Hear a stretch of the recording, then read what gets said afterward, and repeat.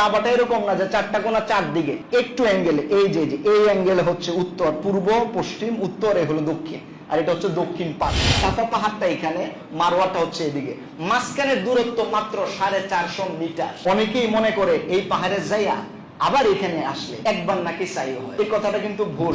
এই যে হাজরুল আসওয়াদের দিকে যখন তাকাবেন তখন আপনার রাইট হ্যান্ড সাইডটা থাকবে এদিকে, লেফট হ্যান্ড সাইড থাকবে এদিকে। এই হাতিমে কাবা এই জায়গার উপরে আছে মিজাবে রহমান, এটাকে বলা হয় রুকনে ইয়ামানি। যারা আমাদের এই আলোচনা শুনবেন এবং দেখবেন, আল্লাহ যেন সবাইকে হাজী হিসাবে কবুল করেন। লাব্বাইক লাব্বাইক লা শারীকা লাক লাব্বাইক ইন্নাল হামদা ওয়ান নি'মাতা লাকা ওয়াল মুলক লা শারীকা লাক। একজন হাজীর মূল কাজ হচ্ছে উমরা করা এবং হজ করা। আর উমরার ক্ষেত্রে দুটা ফরজ আছে, আর একটা হচ্ছে ইহরাম বাঁধা, আর একটা হচ্ছে আল্লাহর ঘর তাওয়াফ করা। এই দুটা হলো ফরজ উমরা কমপ্লিটের জন্য। আর উমরা কমপ্লিটের জন্য দুটো ওয়াজিব আছে, আর একটা হচ্ছে সাফা এবং মারওয়ায় সাই করা এবং মাথার চুলগুলোকে হলক করা। এবার মনে করেন আমরা সবাই হাজী, আমি ঘর থেকে বের হওয়ার আগে আমার উচিত হবে এই নখগুলো কাটবেন, অবাঞ্ছিত যে শরীরের পশমগুলো আছে এগুলো কাটবেন, পরিষ্কার পরিচ্ছন্ন হয়ে তারপরে আপনি এই গোসলটা আপনি করবেন। গোসল করার পরে ইহরামের পোশাকটা পরতে হয়, দুটো কাপড় নিতে হয়, সেলাইবিহীন, সাদা হলে ভালো হয়। একটা আপনাকে ইজারের মতো, লুঙ্গির মতো নিচে পড়বেন, আরেকটা পড়তে হবে গায়ে। এবার কিবলামুখী হয়ে কয় রাকাত নামাজ আদায় করতে হবে। আপনি এবার এই ইহরামের মূল কাজগুলো করা শুরু করবেন। এর একটা হচ্ছে নিয়াত, আর একটা হচ্ছে তালবিয়া। নিয়াতটা কি? নিয়াতটা হলে আপনি একটা দোয়া পড়বেন, রাসূল সাল্লাল্লাহু আলাইহি ওয়াসাল্লাম দোয়াটি শিখিয়েছেন, আল্লাহুম্মা ইন্নী উরিদুল উমরাতা ইন্নী উরিদুল উমরাতা ফায়াসসিরহা লি ওয়া তাকাব্বালহা মিন্নী। আয় আল্লাহ, আমি উমরার নিয়ত করতেছি, আমার উমরাটা আমার জন্য তুমি সহজ করে দাও আর তুমি কবুল করে নাও। সুবহানাল্লাহ। এরপরে আপনার কাজ হচ্ছে তালবিয়া পড়া। তালবিয়াটা কি? লাব্বাইক আল্লাহুম্মা লাব্বাইক লাব্বাইক লা শারীকা লাক লাব্বাইক ইন্নাল হামদা ওয়ান নি'মাতা লাকা ওয়াল মুলক লা শারীকা লাক। তিনবার পড়বেন। কয়বার? তিনবার। যখন আপনি তিনবার করে ফেললেন, ইহরাম বাঁধা বলতে যা বোঝায় ইটস কমপ্লিট। এবার আমাদের কাজ হচ্ছে আল্লাহর ঘরে যায় তাওয়াফ করা, দ্বিতীয় কাজ। আস্তে করে যে বিমানটা এটা ল্যান্ড করতে চলেছে, বিমান ল্যান্ড করলো, এই যে ল্যান্ড করলো যায় আপনার হলো কি জেদ্দা, তাই না? জেদ্দা তো এটা অনেকটা দূরে। এই জেদ্দা থেকে যখন আপনি এই কাবার উদ্দেশ্যে রওনা দিবেন, তখনও আমরা মুখে কি পড়বো? তালবিয়া। বলেন তো কি পড়বো? তালবিয়া। আপনি আল্লাহর ঘরের এরিয়াতে চলে গেলেন, হারামের এরিয়ার ভিতরে চলে গেলেন, এবার আল্লাহর ঘরে ঢুকবেন, প্রথমে কিন্তু এই কাবাটা আপনি দেখতে পাবেন। এই যে বাহিরে নামিয়ে দিয়েছে, গাড়ি থেকে নামলেন, এবার কাবার ভিতরে ঢুকবেন, এদিক দিয়ে গেট আছে, এদিক দিয়ে গেট আছে, বিভিন্ন দিক দিয়ে গেট আছে। আপনি যে কোনো একটা গেট দিয়ে তো নিশ্চয়ই ঢুকবেন, তবে উমরার জন্য আলাদা একটা গেট ফিক্সড করা আছে। আপনি যদি এদিক দিয়ে যান তাহলে উমরার এই গেট দিয়ে আপনি ঢুকলেন।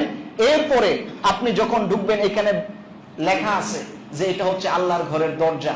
আপনি যদি এদিক দিয়ে ঢুকেন, আল্লাহর ঘরের ঢোকার জন্য যে দোয়াটা আছে এই দোয়াটা তখন পড়ে নেবেন। বিসমিল্লাহি ওয়াসসালাতু ওয়াসসালামু আলা রাসূলিল্লাহ আল্লাহুম্মা আউযু বিল্লাহিল আযীম ওয়া বিওয়াজহিল কারীম ওয়া বিসুলতানিহিল আযীম মিনাশ শাইতানির রাজীম আল্লাহুম্মা ইফতাহ লি আবওয়াবা রাহমাতিক। এখনো কাবা আপনি দেখতে পাচ্ছেন না, একটু সামনে হাঁটলেই আপনি এবার দেখতে পাবেন আল্লাহ তাআলার ঘর কাবা আল মুকাররমা।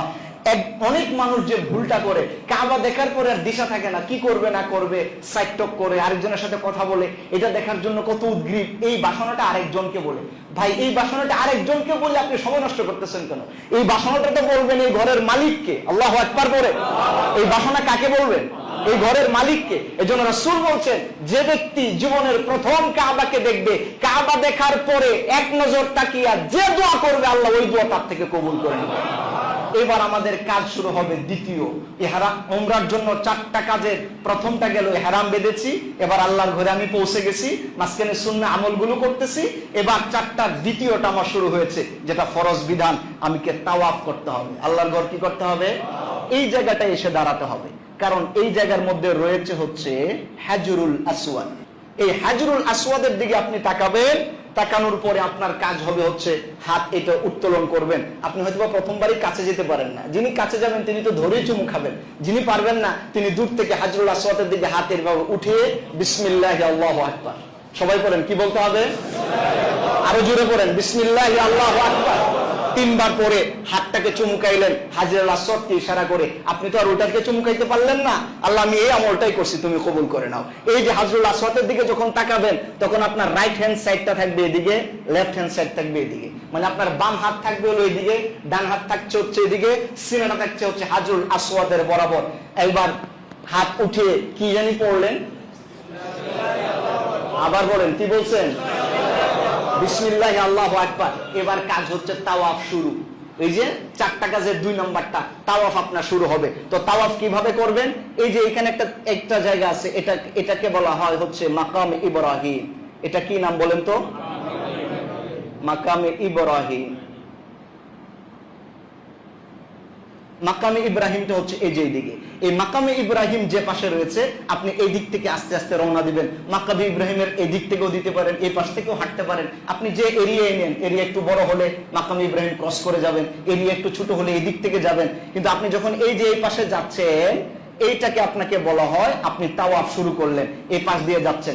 যখন আপনি তাওয়াফ করছেন আপনার একটা কথা মনে রাখতে হবে, তাওয়াফ অবস্থায় আপনার ডান হাত থাকবে মাতাফের দিকে, বাম হাত থাকবে কাবার দিকে, আপনার লেফট হ্যান্ড সাইড থাকবে কাবার দিকে।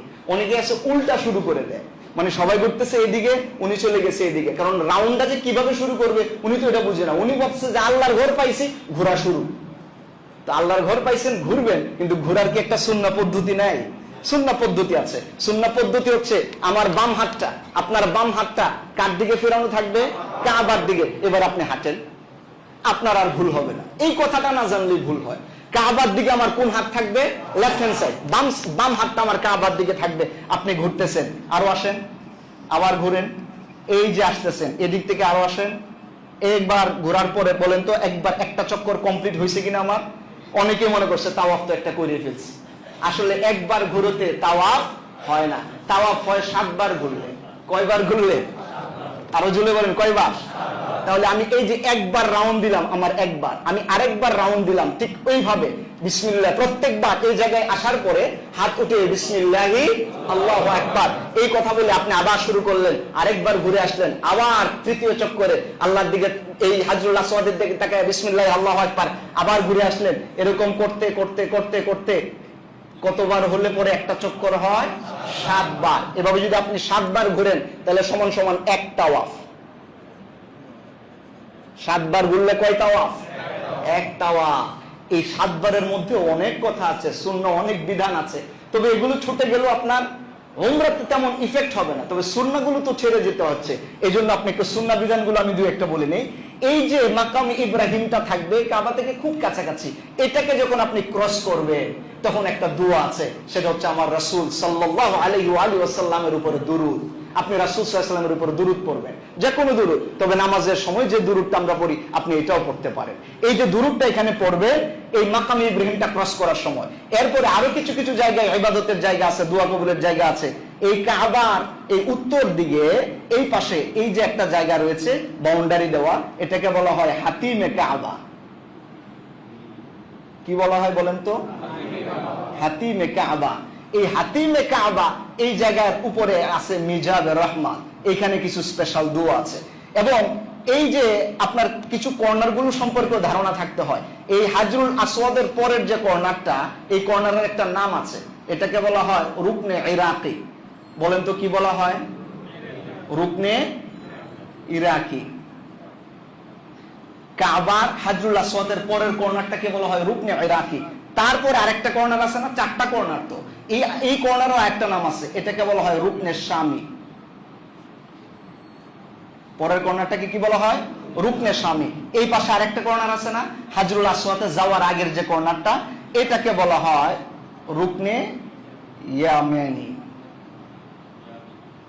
হ্যাঁ, ইয়ামানি অথবা ইয়ামানি, রুকনে ইয়ামানি। এই রুকনে ইয়ামানিতে যখন আপনি চক্কর দিয়ে আসবেন তখন একটা সুন্নাহ দোয়া আছে। এই দোয়াটা আল্লাহ পাকের জন্য করতে হয়। রব্বানা আতিনা ফিদ দুনিয়া হাসানা ওয়া ফিল আখিরাতি হাসানা ওয়া কিনা আযাবান নার। সবাই পড়েন, রব্বানা আতিনা ফিদ দুনিয়া হাসানা ওয়া ফিল আখিরাতি হাসানা ওয়া কিনা আযাবান নার। দূর বললে না, বাড়াইতে পারেন, ওয়াদখিলনাল জান্নাতা মাআল আবরার। আপনি একটু বাড়ায় পড়তে পারেন, এতটুকুন বললেন। এই প্রত্যেক চক্করে আপনি এই বিধানগুলো পড়বেন, বিশেষ করে এই জায়গায় এই দোয়াগুলো পড়বেন। বাকি সময় আপনার মনে যা দোয়া আছে আপনি আল্লাহ তাআলার দরবারে করতে থাকুন। একবার, দুইবার, তিনবার, চারবার, 7বার আপনার কি হয়ে গেল? তাওয়াফ হয়ে গেল, এক তাওয়াফ হয়ে গেল। হজের যে ফরজ 2টা বিধানে হারাম, উমরার যে ফরজ 2টা বিধানে হারাম এবং তাওয়াফ, তাহলে আমাদের ফরজ 2 কাজ কি হয়েছে? শেষ হয়েছে। বাকি আছে কয়টা? এইবার আমাদের করণীয় বাকি 2টা ওয়াজিব। এর মধ্যে একটা হচ্ছে সাফা এবং মারওয়ায় সাই করা আর মাথার চুল হলক করা। আমি ছোট সময় কি মনে করতাম জানেন? সাফা এবং মারওয়া, হাই আল্লাহ, না জানি কত বড় 2টা পাহাড় এবং মাঝখানে মিনিমাম তো 8-10 কিলোমিটার দূরত্ব হবেই। এরপরে এই সাফা এবং মারওয়া না জানি কাবা থেকে কত কিলোমিটার দূরে। এইগুলোর একটা ধারণা আমার মধ্যে আগে কাজ করত। আসলে সাফা এবং মারওয়া কাবা থেকে বহু দূরে না, একদম কাছে, কাবার একদম কাছে। এই দিকে একটা পাহাড় আছে কাবা থেকে, এটাকে বলা হয় মারওয়া। এদিকে একটা পাহাড় আছে, এই পাহাড়টার নাম হচ্ছে কি বলেন তো? মারওয়া। মারওয়া। আর এইদিকে আরো আরেকটা পাহাড় আছে, এটাকে বলা হয় সাফা। সাফা পাহাড়টা এখানে, মারওয়াটা হচ্ছে এদিকে। মাঝখানের দূরত্ব মাত্র 450 মিটার। কতটুকু দূরত্ব মাঝখানে? 450 মিটার। খুব বেশি না, তবে একেবারেই কম তাও কিন্তু না, মোটামুটি একটা দূরত্ব সাফা এবং মারওয়া। এখন আমার কাজ কি? আমি তো এই জায়গায় এই সাফা মারওয়াতে আমি পৌঁছবো কিভাবে? আমি তো এতক্ষণ এখানে রাউন্ড দিতেছিলাম, তাওয়াফ তো আমার কমপ্লিট। এখন কাজ কি? তাওয়াফ কমপ্লিট হওয়ার পরে আরেকটা সুন্নাহ ইবাদত আছে, সেটা হচ্ছে আপনি তাওয়াফ যখন কমপ্লিট করছেন, এইবার মাকামে ইব্রাহিমের পিছনে এসে, অর্থাৎ মাকামে ইব্রাহিম থাকবে সামনে, কাবাও থাকবে সামনে, আর আমরা থাকবো পিছনে। এবার কাবার দিকে ফিরে আমরা 2 রাকাত নামাজ আদায় করব। কয় রাকাত? এটাই। এবার অনেক জায়গায় এখানে জায়গা না পাইলে মাতাফের অন্য জায়গায়, কারণ আপনি যে কোনো জায়গায় নামাজ পড়তে পারবেন। এই যে ভিতরের এরিয়াটা কাবার, এটাকে বলা হয় মাতাফ, এটাও মাতাফ, মানে যেখানে তওয়াফ করা যায় সব মাতাফ। তো আপনি যে কোনো জায়গায় যদি ভিড় থাকে ওখানে দাঁড়িয়েও আপনি নামাজটা আদায় করতে পারবেন। কয় রাকাত নামাজ আদায় করতে হবে? আরো জোরে বলেন, কয় রাকাত? 2 রাকাত। নামাজ পড়ার পরে এবার আমরা সাফা মারওয়ায় যাব। যদি আপনি সাফা মারওয়া খুঁজতে যান আপনি হয়তো বিভ্রান্ত হবেন, কিন্তু আপনি মনে রাখবেন মাকামে ইব্রাহিম থেকে একটু সামনে যাওয়ার পরেই সাফা মারওয়ায় যাওয়ার জন্য রাস্তা আছে। এই যে এই দিক দিয়ে একটা রাস্তা আছে, এটা যদি আপনি বলেন ইন, তাহলে এদিক দিয়ে ইন হন, এটা ইন। আপনি এদিক দিয়ে ইন করলেন সাফা মারওয়া। এই পথে, এইখানে যাওয়ার পথেই আপনি দেখবেন জমজমের পানি রাখা আছে। এটা উমরার বিধান না, বাট আপনাকে যে কাজগুলো করলাম করে এগুলো আমি জানিয়ে রাখি। এখানে যাওয়ার পরে আপনি যাচ্ছেন সাফা মারওয়ায়, তাওয়াফ শেষ, সাফা মারওয়ায় যাবেন ওয়াজিব কাজ করতে। মাঝখানে যে জমজম আছে, জমজমের পানি খান, কারণ জমজমের পানি তো বারাকার পানি। এখানে লেখা থাকে এক জায়গায় কোল্ড আর এক জায়গায় হলো নট কোল্ড। একটা হচ্ছে মাউল বারেদা আর একটা হচ্ছে শুধু মাউ জমজম, মানে হচ্ছে ঠান্ডা পানি আর স্বাভাবিক পানি, দুটাই কিন্তু জমজমের পানি। আমরা যেটা অনেক সময় করি, এত গরম লাগছে না প্রচন্ড, কত কাজ করছি, এবার যেখানে লেখা আছে কোল্ড ওয়াটার, হ্যাঁ, মাউ জমজমাল বারেদা, ঠান্ডা পানি, জন্মের মতো করে ঠান্ডা পানিটা খাওয়া শুরু করি। এরপরে হলো হঠাৎ গরম হঠাৎ ঠান্ডা হয়ে যায়, অসুস্থ, চাপ আমার হয়ে যায়, কবে আমার একটু ধাক্কা দেন পিছন থেকে, আর পারতেছে না। আপনার উচিত হচ্ছে নট কোল্ডটা খাইবেন, এটা আমার পরামর্শ। আপনার যেটা ইচ্ছে সেটা খান, কারণ নট কোল্ডটাও মোটামুটি ঠান্ডা, এটা আপনি খাইলে আপনার জন্য যথেষ্ট। আপনি এদিক দিয়ে ঢুকলেন, পানি খাইলেন, জমজমের পানি, বারাকাতের পানি। জমজমের পানিটা কিসের পানি? বারাকাতের পানি। জমজমের পানি যখন খাইবেন আল্লাহর কাছে দোয়া করবেন, রব এই যে পানিটা আমি পান করতেছি, এই পানির উসিলায় তুমি আমার রিজিক বাড়ায় দাও। রব তুমি এই পানির উসিলায় আমার সমস্ত শরীরের রোগ ব্যাধিকে তুমি দূর করে দাও। সুবহানাল্লাহ। আল্লাহ রাসূল সাল্লাল্লাহু আলাইহি ওয়াসাল্লাম বলেছেন, মাউ জামজাম আল বারাকা, মাউ জমজম, জমজমের পানি বারাকা। আমার উম্মতের যে ব্যক্তি জমজমের পানি খাবে আল্লাহ তার রোগের শিফা দান করে দেবে। আপনি জমজমের পানি খান, শরীরে মাসাজ করেন, মাসাজ করেন। এইবার আপনি এদিক দিয়ে একটু যাওয়ার পরেই আপনি ডান দিকে একটু টার্ন নিবেন, এই সামনে এসে পাবেন সাফা পাহাড়। সাফা পাহাড়টা এরকম না যে এরকম উপরের দিকে তাকাইলে টুপি খুলে পড়ে যায়, বিষয়টা এরকম না, একদম ছোট, এটা এখন সিম্বলটা শুধু আছে, আর ওইরকম পাহাড়টা এখন নেই। এখানে যেটা দেওয়া আছে আমাদের উমরার বিধানটা যেটা আমাদের করতে হবে, সাফার কাছে এসে আপনি বাইতুল্লাহর দিকে ফিরে তাকাবেন, তাকায় আর সাফাতে যে সাই করার জন্য দাঁড়াইছেন এইটা কাজ সহজ করার জন্য আল্লাহর কাছে দোয়া করবেন। এটা নবীজির সুন্নাহ। সাফা পাহাড়ে এসে কাবার দিকে দাঁড়িয়ে সাই করার আগে আল্লাহর কাছে কি করতে হবে? দোয়া চাইতে হবে। এই দোয়া চাওয়ার পরে আপনার সাই শুরু। সাই মানে হচ্ছে দৌড়াদৌড়ি করা। সাই মানে দৌড়াদৌড়ি করা। আপনি এখান থেকে এই পাহাড়ে যাবেন, এই পাহাড় থেকে এই পাহাড়ে আসবেন, মাঝখানে একটু দৌড়াদৌড়ি করতে হবে, এই জন্য এটার নামই হয়েছে সাই। এবার এখানে যখন আপনি সাই শুরু করবেন তখন একটা দোয়া আছে, এই দোয়াটা পড়ে নেন। ইন্নাস সাফা ওয়াল মারওয়াতা মিন শাআইরিল্লাহ ফামান হাজ্জাল বাইতা আও ইতামারা ফালা জুনাহা আলাইহি আন ইয়াতাওয়াফা বিহিমা ফামান তাতাওয়া খায়রান ফাইন্নাল্লাহা শাকিরুন আলীম। এই আয়াতটা পড়বেন, এটা সুন্নাহ। এখানে পড়ার পরে আপনি এবার রান করবেন কোন পাহাড়ের দিকে বলেন তো? শুরু করতেছি কোন পাহাড় থেকে? সাফা। আবার বলেন কোন পাহাড়? শুরু করতেছি কোন পাহাড়? জামু কোন পাহাড়ে? মারওয়া। এই যে মাঝখানে একটু জায়গা আছে, সাফা এবং মারওয়ার মাঝখানে এই জায়গাটার উপরে সবুজ লাইট দেওয়া আছে। কি দেওয়া আছে? সবুজ লাইট, গ্রিন লাইট আছে। এই জায়গাটা কেন দেওয়া? কারণ এই জায়গাটায় আপনাকে একটু দৌড়তে হবে, একটু দৌড়তে হবে। এই জায়গাটায় দৌড়বেন আর পড়বেন রব্বি গফির ওয়ারহাম ওয়া আনতা আ'আজ্জুল আকরাম। বলেন রব্বি গফির ওয়ারহাম। আমার সাথে বলেন রব্বি গফির ওয়ারহাম ওয়া আনতা আ'আজ্জুল আকরাম। আর দৌড়বেন এই এতটুকুন জায়গা। বাকিটা আপনি স্লো মোশনে গেলেও সমস্যা নাই। তাহলে আমি এদিক থেকে এসে আমি যাচ্ছি কোন দিকে বলেন তো? মারওয়ার দিকে। আবার মারওয়া থেকে আবার আসতে হবে আমার কোন দিকে? অনেকেই মনে করে এই পাহাড়ের জায়গা আবার এখানে আসলে, কারণ যেখান থেকে শুরু করছি ওইখানে আবার আসলে একবার নাকি সাই হয়, এরকম ঠাট্টা করতে হয়। এই কথাটা কিন্তু ভুল। আপনি যে পাহাড়ে একবার জায়গা উপস্থিত হইতেছেন এটাই এক চক্কর, এটা একটা সাই। এটা কয়টা সাই? এরকম 7টা সাই করতে হবে। কয়টা সাই করতে হবে? তাহলে আপনার সাই কমপ্লিট হবে। এবার আপনি এই জায়গা থেকে একবার রওনা দিয়া এই মারওয়া পাহাড়ে আসতেন, বলেন তো আপনার কয়বার হলো? একটা। আপনি আবার এদিক থেকে আইসা এখানে আসলেন, এখন কয়টা হলো? 2টা। আবার এই যে প্রত্যেকবারই কিন্তু ইন্নাস সাফা ওয়াল মারওয়াতা মিন শাআইরিল্লাহ এই দোয়া পড়বেন। আবার এখান থেকে রওনা দিলেন, এই জায়গায় দৌড়ায় এই জায়গায় পৌঁছলেন, এখন আমার কত হলো? 3টা। আবার মারওয়া থেকে আমি সাফাতে আসলাম, এখন আমার কয়টা হলো? সাফা থেকে আবার মারওয়া গেলাম, কয়টা হলো? আবার মারওয়া থেকে সাফা আসলাম, কয়টা হলো? 6টা। কমপ্লিট হয়ে গেছে? আর একটা বাকি আছে। আবার সাফা থেকে মারওয়ায় গেলাম, কয়টা হলো? আমার কি হয়ে গেল? সাই কমপ্লিট হয়ে গেছে। এবার আপনাকে বেরোবেন কিভাবে? এটা তো একটা চক্করের মতো। বের হওয়ার রাস্তা আছে এই দিকে, এদিকে হচ্ছে আউট হওয়ার রাস্তা। হ্যাঁ হ্যাঁ হ্যাঁ, সব জায়গায় সুন্দর করে দেওয়া আছে, আপনি এদিক দিয়ে বের হয়ে যাবে। মনে রাখতে হবে বের হওয়ার আগে আপনি এখানে দাঁড়িয়েও কাবার দিকে ফিরে আবার দোয়া করবেন। এটা একটা সুন্নাহ ইবাদত। এরপর আপনি বের হয়ে গেলেন। বলেন তো দেখি, আমার উমরা করার জন্য মৌলিক যে 4টা কাজ, 2টা ফরজ 2টা ওয়াজিব, এর মধ্যে আমরা কয়টা পালন করলাম? আবার বলেন কয়টা? 3টার মধ্যে ওয়াজিব কয়টা গেছে? ফরজ গেছে কয়টা? আরেকটা ওয়াজিব হইলে আমার উমরা কমপ্লিট হয়ে যাবে। আর আরেকটা ওয়াজিব যেটা, সেটা হচ্ছে আমার মাথার যে চুল আছে, আমরা সবার মাথায় তো চুল আছে, এই চুলগুলো শেষে ফেলতে হবে। 2 তরিকায় করা যায়, একটা হচ্ছে একদম ছোট ছোট করা, আর একটা হচ্ছে একদম হলক করা। আপনি যেটাই করবেন আদায় হবে। তবে হাজিদের ক্ষেত্রে সাজেস্ট করা হয় যে আপনি এখন তো এই যে চুল কামাইতেছে, 2 দিন পরে তো আবার হজ শুরু হইবে, তখন তো যদি চুলই না থাকে তা কামাইবেন কি? তো একটু একটু করে রেখে দিন, একদম ছোট ছোট করবেন, কিছু থাকবে, হজের সময়টা আবার সাজবে। এই পদ্ধতিটাও হতে পারে। তাহলে এইবার আপনি এখান থেকে বের হয়ে গেলেন, আল্লাহর ঘরের বাহিরে যাইয়া যে কোনো জায়গায়, আপনার হোটেল হতে পারে, কোথাও হইতে পারে, আরেকজনকে বলবেন এটা কেটে দেওয়ার জন্য। অনেকেই খুব বুদ্ধিমান আছে, নিজেরটা নিজে কাটে টাকা বাঁচানোর জন্য। আরে বাবা, নিজেরটা যদি নিজে কাটেন তাহলে এটা কি হবে না?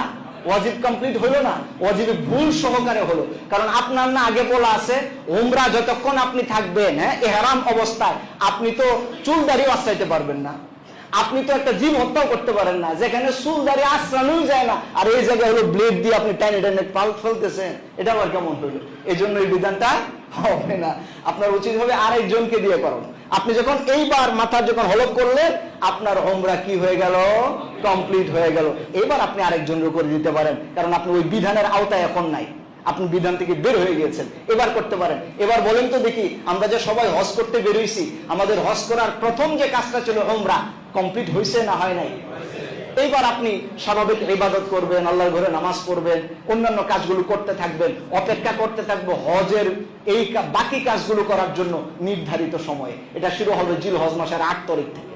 আর এর আগে আপনি অন্যান্য বিধানগুলো করবেন। তাহলে আমরা যারা সফরে গেলাম, আমরা এই পর্যন্ত কি কমপ্লিট করছি? এবার বাকি ইবাদত করতে থাকেন, আগামী সপ্তাহে হজ কমপ্লিট করাই। আমার কথা বুঝে গেছে? এই পর্যন্ত আমরা কি কমপ্লিট করছি, আর আগামী সপ্তাহে কি কমপ্লিট করবো? আবার বাইরে যায় নিজের হাজি দেবী করেন না যে শাসাববাড়ি মসজিদে যায় হজ করে এসেছি, এই কথা আবার করেন না। যারা আমাদের এই আলোচনা শুনবেন এবং দেখবেন, আল্লাহ যেন সবাইকে হাজি হিসাবে কবুল করেন। আল্লাহ রাসূল সাল্লাল্লাহু আলাইহি ওয়াসাল্লামের জিয়ারত যেন আমাদেরকে নসিব করেন।